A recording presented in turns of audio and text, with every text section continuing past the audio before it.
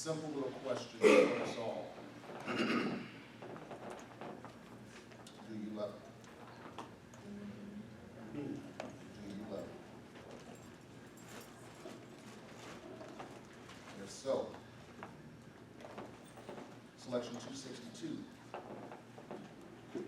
says, I love my Savior. 2.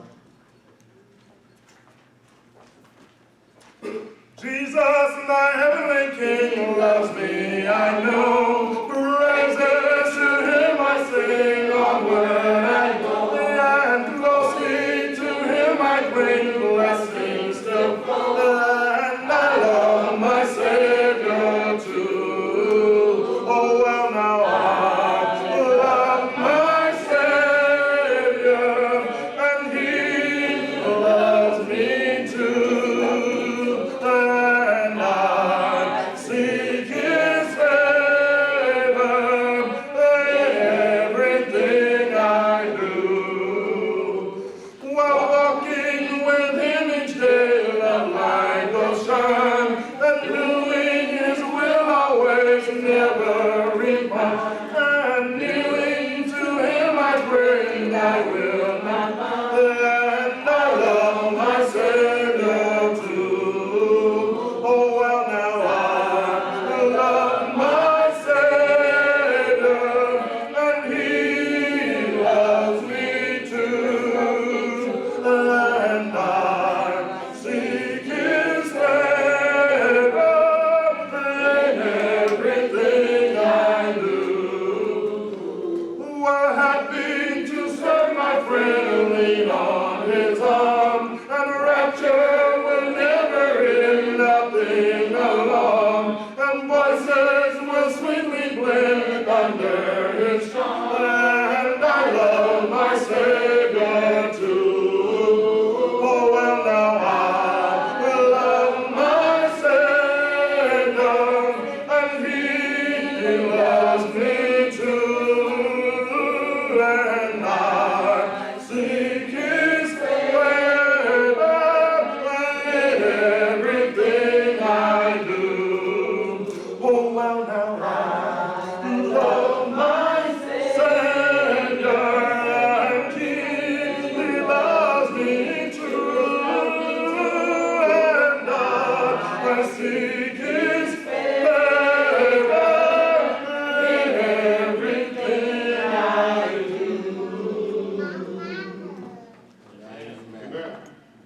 Amen. Fine voice this morning. Hallelujah, hallelujah. On the day when that horn shall sound, will you be able to hear it? Will you be in place and position? Will you be connected, steady enough to have that relationship with him?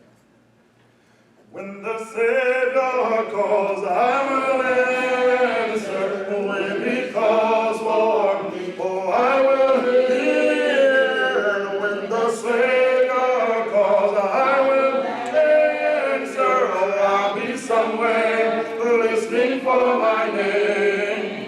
Oh, I'll be somewhere listening. I'll be somewhere listening. I'll be somewhere listening for my name. Yes, for my name. I'll be somewhere listening. I'll be somewhere listening. I'll be somewhere listening for my name. Well, if my heart is right when he calls me, and if my heart is right, I will hear. And if my heart is right when he calls me, oh, I'll be somewhere listening for my name. Oh, I'll be somewhere listening. I'll be somewhere listening. I'll be somewhere listening for my name. Yes, for my name. I'll be somewhere listening. Somewhere listening. I'll be somewhere listening for my name. Well, if my robe is white when he calls me, and if my robe is white, I will hear. And if my robe is white when he calls me, oh, I'll be somewhere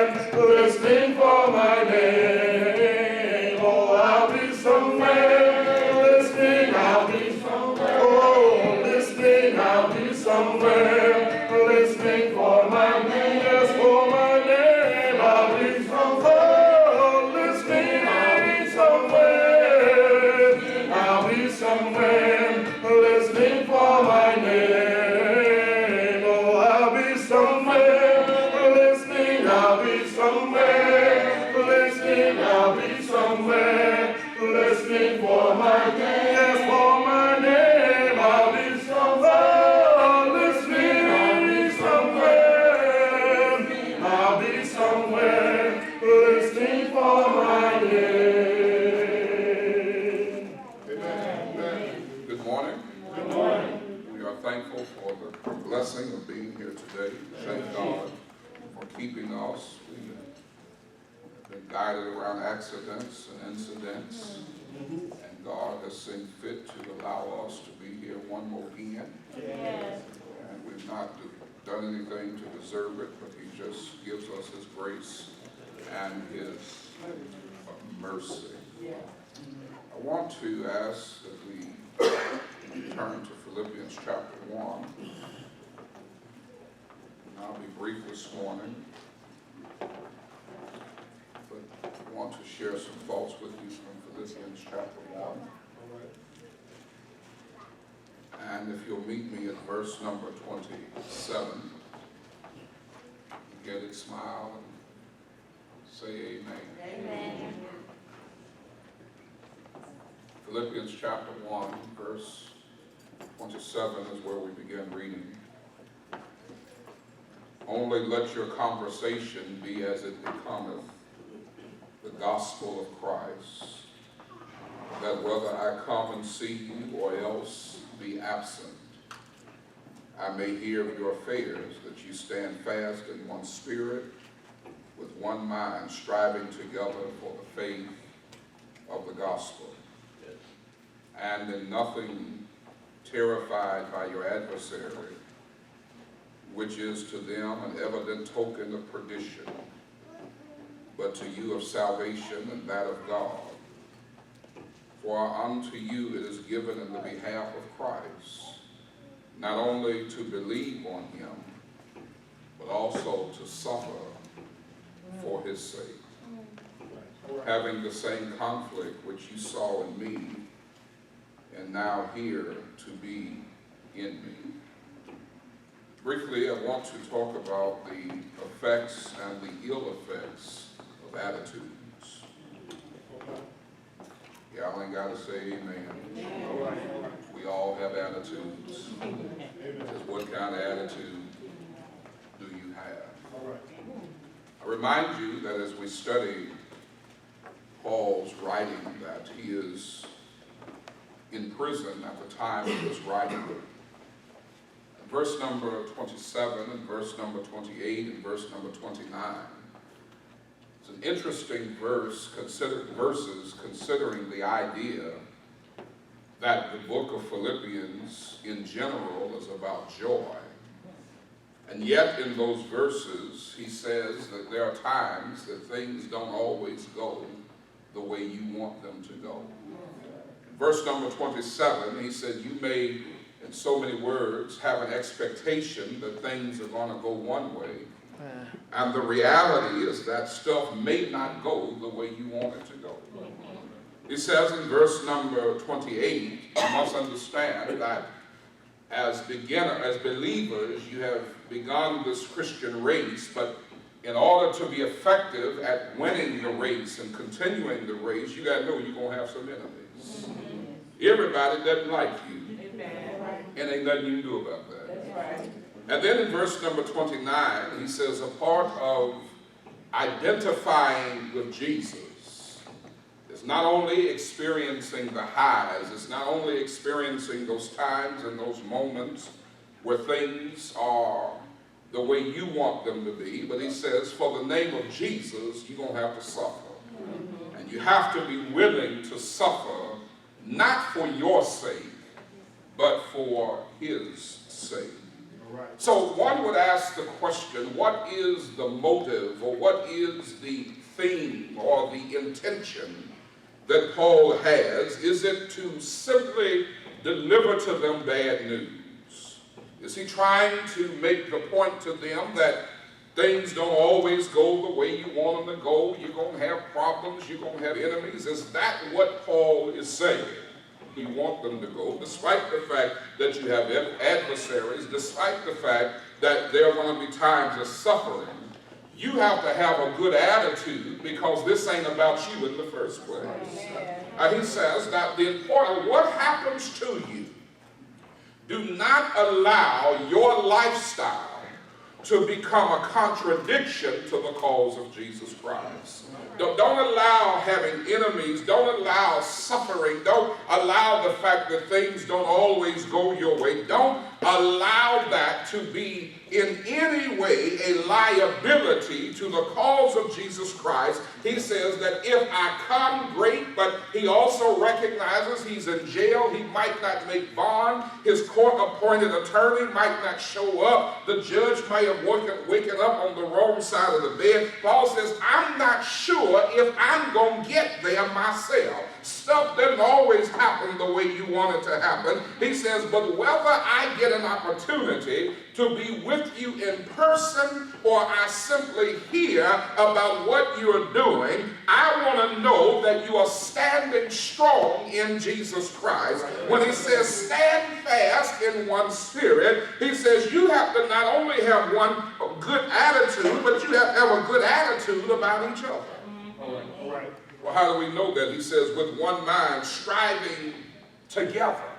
In other words, as members of the body, we ought to be able to strengthen each other and help each other and to be on a journey together, because you're going to have adversaries, you're going to suffer, you're going to have experiences where things don't go the way you want them to go. But when you know that you ain't in this by yourself, that somebody loves you, somebody cares for you, somebody's walking with you, somebody's holding your hand, somebody's strengthening you, somebody's crying with you, somebody's praying for you, somebody's singing a song for you, somebody's loving you, somebody has a heart for you, somebody's bleeding for you. When you know that you're not by yourself, your load gets to be a little easier to carry, your burdens get to be a little lighter when you know that there's somebody who is genuinely and authentically vested in your spiritual development and cares for you. You can make it one more day. All right. Amen.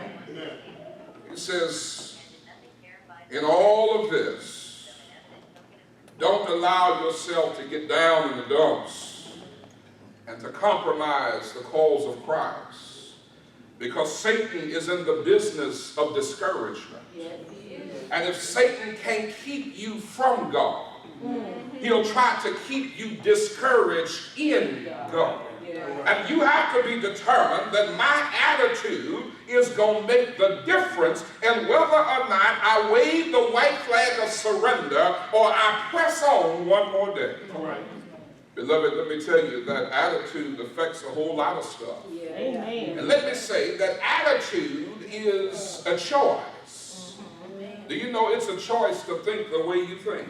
Amen. Now, you might continue to make the choice to keep thinking the way you think, but at the end of the day, you have a choice as to whether or not you're going to be happy or whether or not you're going to be sad.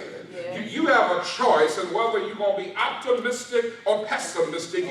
There are some things that you just have a choice about, and he is saying you need to make the choice that my lifestyle is going to be consistent with the gospel of Christ, because I never want to behave and think and speak in any way that compromises the cause of Jesus Christ. All right. Let me tell you, attitude affects some things, and number one, attitude affects your relationships with others. Amen. Do you know that you cannot give and you cannot receive from other people when you have an attitude that's inconsistent with the gospel of Jesus Christ? Right. See, the Bible calls us to humility, lowliness, and meekness. And those are important traits, those are important qualities, because in order to give to someone else, that's one of the things that we were talking about this morning, in order to give to others, you can't think too much of yourself. If you look at Philippians chapter 1, if you go back to verse number 24, Paul says, nevertheless, to abide in the flesh is more needful, not for Paul, but he says for you. Why is that important? Because Paul says, it is my preference to go and be with the Lord, which is far greater. If I had my way, I'd go on to glory now and not have to worry about all of the story. But he says, I choose to stay, even though he mentions he's in a strait betwixt two, having a desire to depart and a desire to stay. He says, I'm going to choose not what's best for me, but what's best for God's people. Amen. Now here's when you know that you really have given your life to God. When you make decisions, not what's best for you, but what's best for the church. See, that's how you know you have really committed yourself to God, when you can say, nevertheless, to abide in the flesh is more needful for you. When you look at verse number 25, and having this confidence, I know that I shall abide and continue with you all for your furtherance, for your joy of faith. See, we wake up in the morning many times and we're trying to figure out, how can I get more and what can God do to make me happy? And Lord, my prayers are all about me, myself, and I. But Paul says that the greatest experience of joy is when you're submitted to God in such a fashion that your thought process is, Lord, what can I do not for me, but for somebody else? How can I benefit others? How can I bless others? And you know why we get in our feelings? You know why we're so sensitive? You know why we get our feelings hurt sometimes? Because we think it's about us, and we got to learn it ain't about us. It wasn't about us. It ain't going to never be about us. And until we get in our minds that God didn't put you here to be a self-serving person, that God put you here to be a serving person, that God put you here to minister to others, to bless others, to give to others, to honor others, to esteem others, to love others, to uplift others, to bless others, to edify others, to admonish others, to encourage others, to comfort others. It ain't about us. All right. And until we get to this point where Paul says it's about your furtherance, it's about your joy, we easily get hung up in our feelings and caught up in our personality clashes. We get caught up in things that don't make no never mind. And at the end of the day, it's about the gospel of Jesus Christ. At the end of the day, it's about what have you done to lead somebody to Jesus, to be an example to others, to help somebody who can walk a little better, talk a little better, think a little better, because somebody has been vested in them and somebody loves them enough and cares enough and encourages them enough to the point that they're not by themselves, they're not alone, they don't fall off, they don't get weak, because there's somebody to strengthen them. Amen. Many times people get these types of points in sermons and Bible classes, but here's the problem and why this doesn't work. Because they only get the point when they want to be the benefactor. They don't get the point when they need to be the one serving. They don't get the point when they say, well, you know what, that's true. I need to be more selfless. I need to be more about giving to others and further. We say, yeah, that's true. More people should be helping me. More people should be about furthering my joy. More people should be about my feeling. It ain't about what folk can do for you. It's what you can do for somebody else. Right. Amen. But not only does attitude affect your relationships, attitude affects your perception of reality. How you are is how you see things. And one of the problems with us as people is that there are two worlds in which we live. There's the real world, and then there's our view or our perception of the world. And our perception of the world tends to be a stronger, more dominant view than reality. Now here's why we clash in relationships. Because if we're all in the real world, we can see real things the real way. But if you are looking through the lenses of your perception, and I'm looking through the lenses of my perception, we're not even in the same operating space. And so you see stuff the way you see it, and I see stuff the way I see it. And at the end of the day, we just can't see it the same way because we're operating in two different spaces. And so one of the things we have to do is say, Lord, help us to all see the same thing the same way. Well, Brother Preacher, how do we see the same thing the same way? You got to get out of your world, and I've got to get out of my world and say, Lord, I need you to redirect my heart, redirect my thinking, redirect my sight, so that I see not as I see it, but the way God wants me to see it. Now, if you and I are operating with the self-same spirit, but notice he says striving together in verse 27. In striving together and operating with the self-same spirit, then we don't look at things through my perception of reality and your perception of reality, but we start seeing stuff from God's perspective. Well, what is God's perspective? God's perspective is that he doesn't want anybody to be lost. God's perspective is that he wants all men to be saved.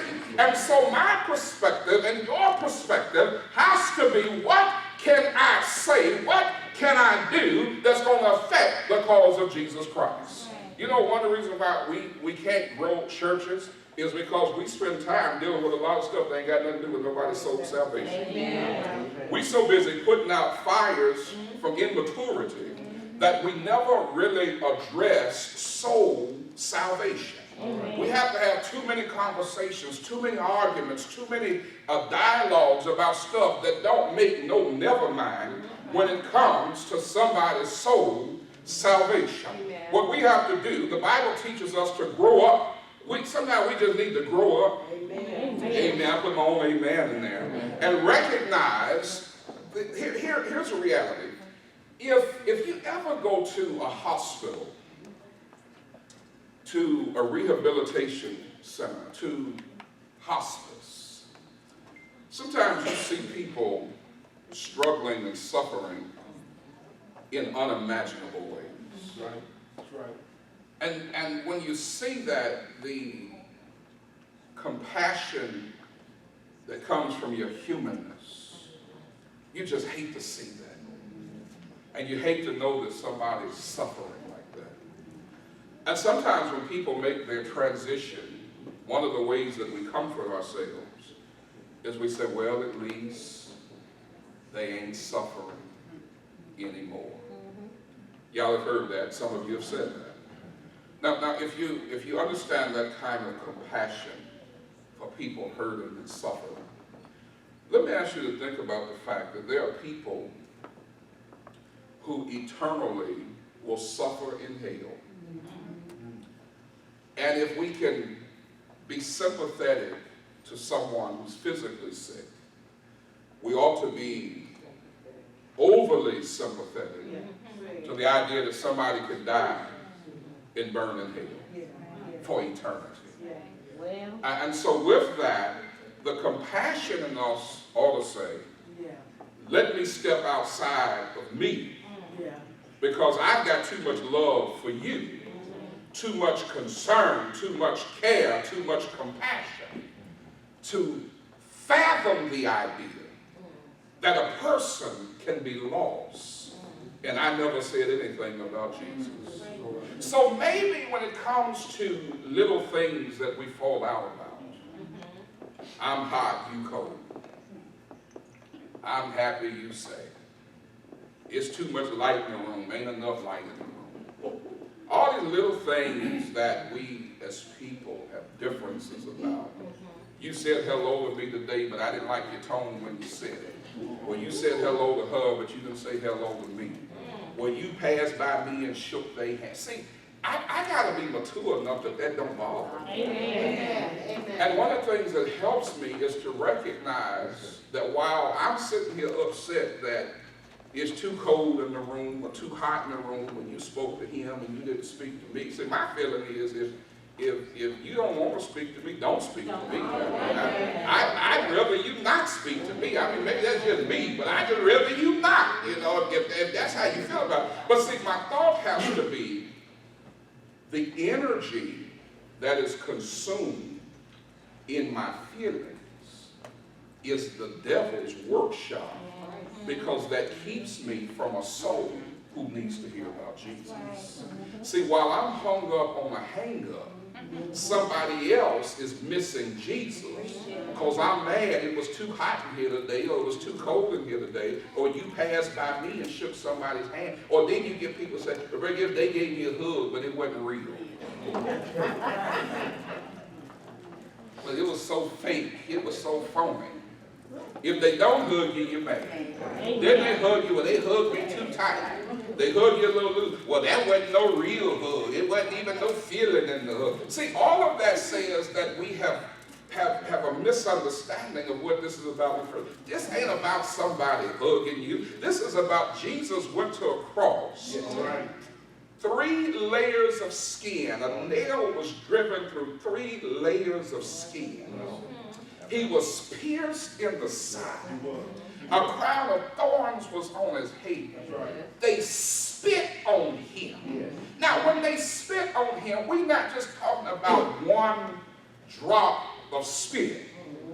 I mean, you've got to understand that the indignation that they had toward Jesus, you have to use your imagination to understand that they was gawking it up from the pits of their stomach to give him the words. Now, when we talking to somebody and somebody lets one drop of saliva fly out their mouth and hit us, we feel tainted and we don't want to embarrass them.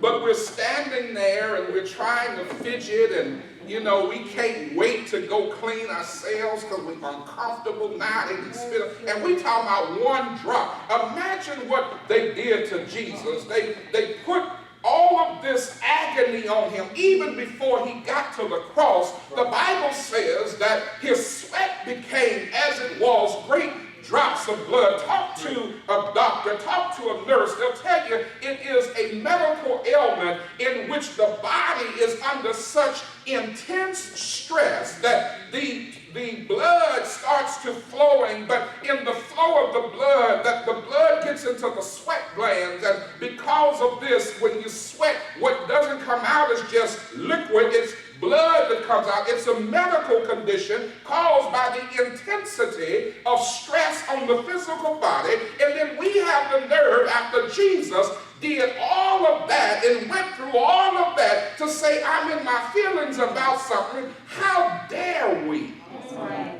How dare we approach God and approach each other? And then we think we can hop around town placing our membership somewhere. You think you're in fellowship with God. When you're in an attitude with his people. Amen. You can't be. You might be having a good time, but God is sitting there saying, I'll spew you out my mouth. Because you're neither hot nor cold. Amen, somebody. Amen. Attitude not only affects your relationships, it affects your perception of reality, but attitude will also affect your mental, emotional, and spiritual health. You know the type of attitude you have determines how much stress you have. The type of attitude you have will determine your energy level. The type of attitude you have will determine if you experience sadness or if you experience gladness. And so you have to just have the attitude that, you know what, today might be my last day. Do I really want to spend my last day mad at everybody? Do I really want to spend my last day sad? Or do I want to spend my day enjoying the life that God gave me? Do I want to spend my time? Even if you don't think it's your last day, why live beneath the privilege that God gave you? See, you don't have to die to rest in peace. You ought to be able to rest in peace while you're alive. See, when you get peace with God, you get peace from God. And when you have peace with God and peace from God, you can have some peace within yourself. And when you have some peace within yourself, you can have some joy about yourself. Listen, and here's a way to know whether or not you truly got your anointing. See, when you're anointed, stuff roll off of you that don't bother you like it used to bother you. See, one of the things, you heard me mention this before, it's worth repeating again, the idea of shepherds anointing sheep. See, one of the things that happened with sheep in Palestine is that sheep, because of their thick wool, that insects, lice and flies and different types of insects would get in the skin of the sheep and get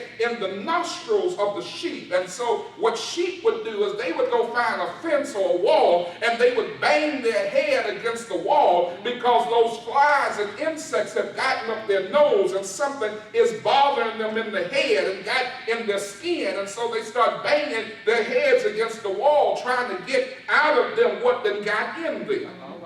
And that's what's happening to many of us as Christians, is that we got something in our head and we find ourselves banging our heads up against a wall somewhere because we're agitated, irritated, and aggravated. But see, what the shepherd would do is that the shepherd would put an oil in the skin of the sheep and in the nostrils of the sheep. And when that nostril and when that skin got anointed with the oil, the stuff that used to bother the sheep can't bother the sheep no more because he's been anointed. And because he's been anointed, stuff can't get in his head. Because he's anointed, stuff can't get in his skin. See, when stuff get in your head and stuff get in your skin and you banging your head against the wall somewhere, that means you've missed your anointing. Amen.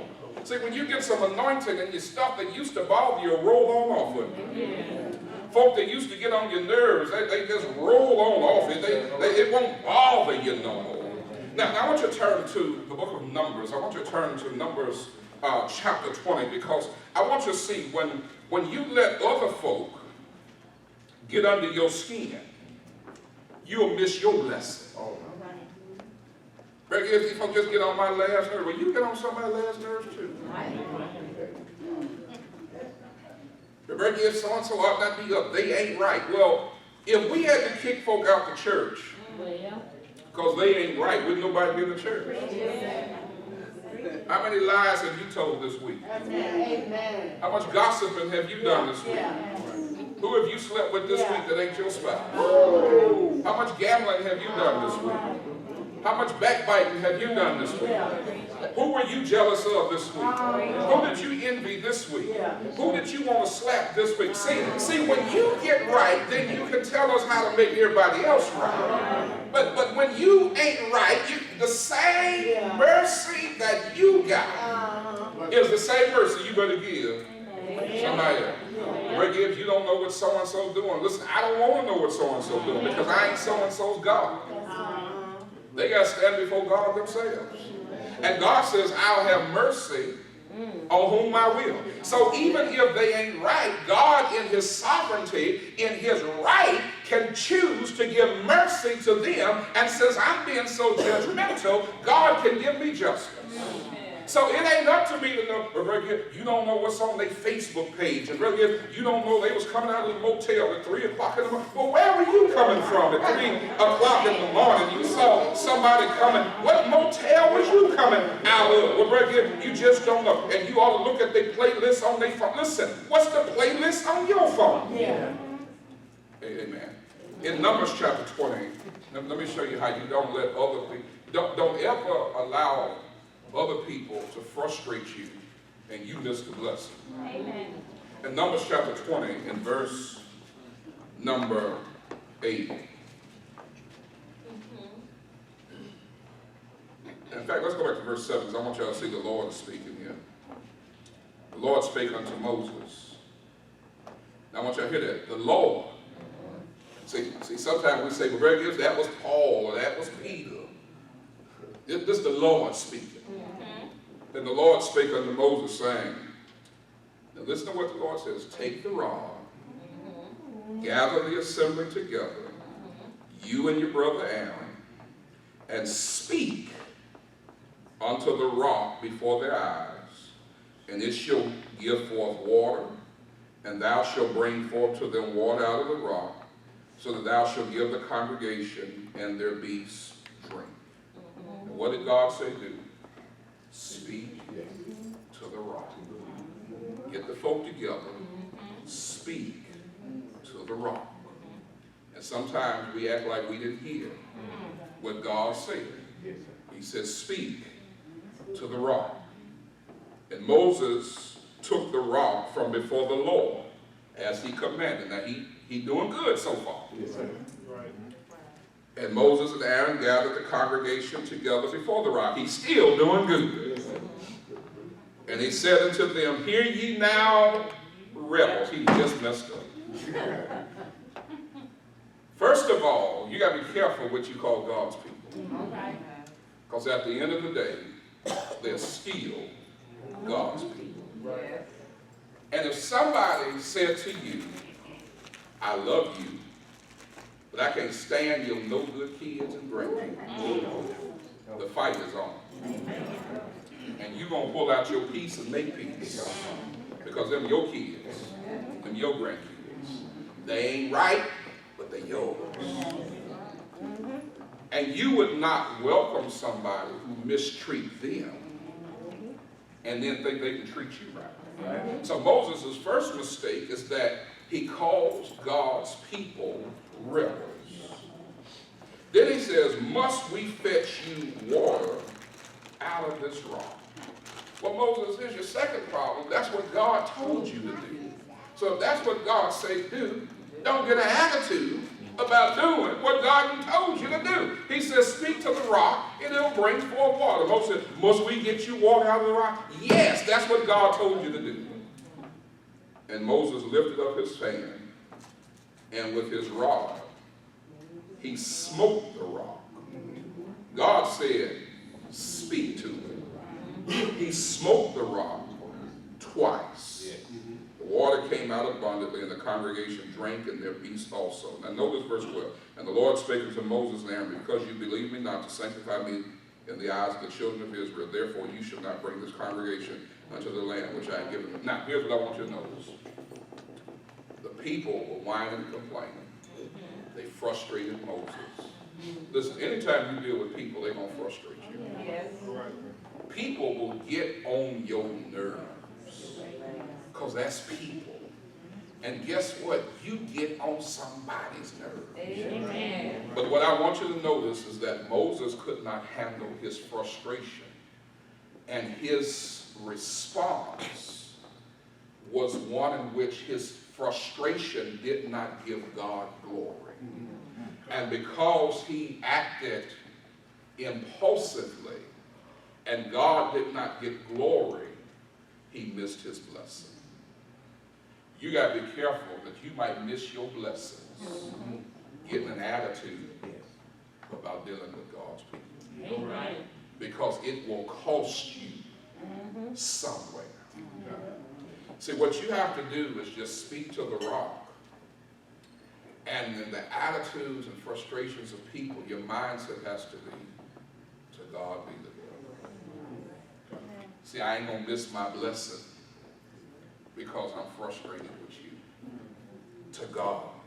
See, what God is looking for is, if you're the more mature has to be the one to say God's going to get the glory. Yes, sir. The more mature has to be the one that says, I'm not going to miss my blessing. Now, listen, you all remember a number of years ago with the Enron scandal? Yes. You all remember when people had worked all of those years and their retirements basically were gone. Right. Right. Y'all remember the Enron scandal? What a shame to have worked 20, 30, 40 years for a company to find out you ain't got no retirement. Amen. Now some of us right now looking forward to retire. Can't wait.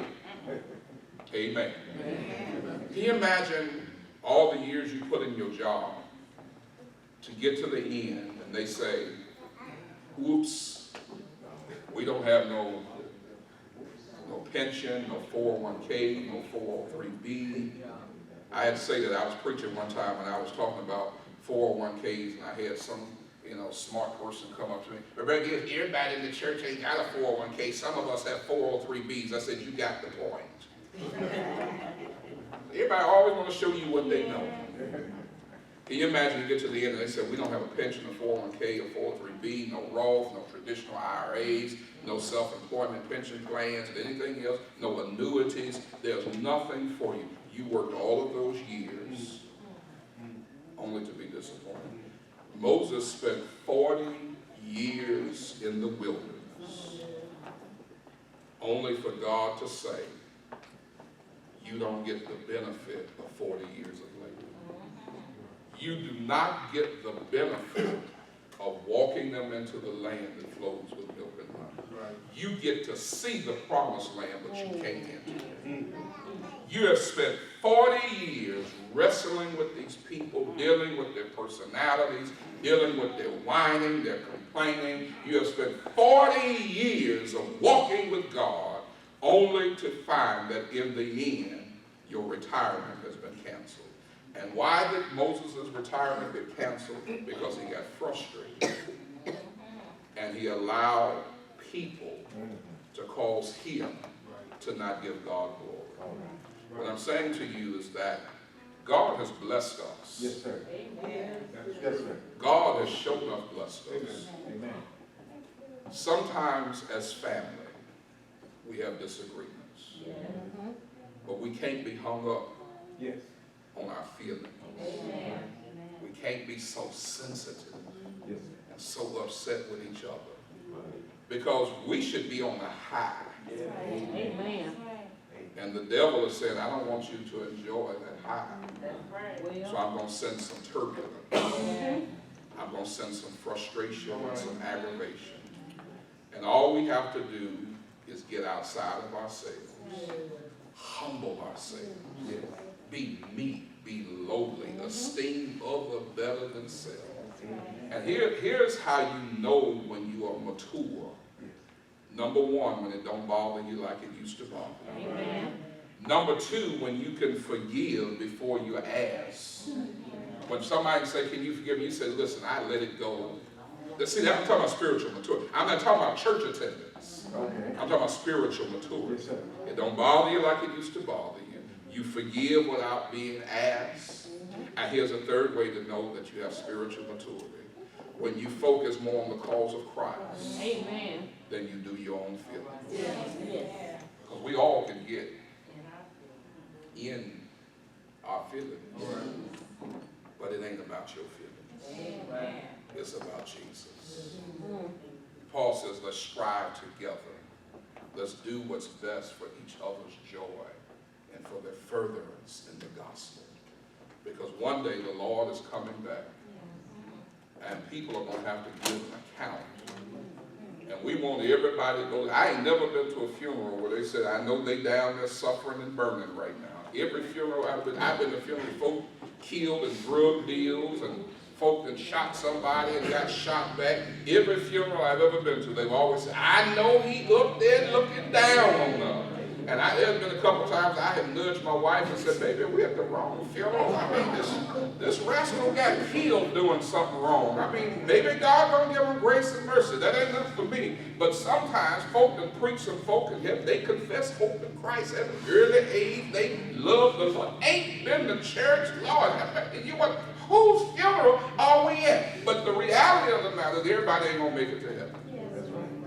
But if somebody does not make it, let's make sure it's not because we didn't tell them. And not only must we tell them, but we have to be an example. If you look very carefully at verse 27, the word conversation in Philippians 1 and 27 is not about what you say. It's about how you live. And he said, live in a way that people see the Jesus in you. Not just you talk the Jesus, but they see the Jesus. Attitude makes all the difference in the world. Amen. Y'all smile and say amen. Amen. All right, with that, we're going to close this message, but we need to go into prayer. And we're going to take prayer requests, but I'm going to have a general prayer first. We're going to do prayer requests second. Because ain't no need of us skirting around issues and hiding behind reality. The reality of the matter is we got some folk with some hurt feelings. And the The truth of the matter is, ain't nobody got no business having no hurt feelings. Amen. Because God has done too much for this church. Amen. He's done too much for individuals in this church as well as this church collectively. Yes, sir. Ken, you can go on and cut the camera because this folk outside this church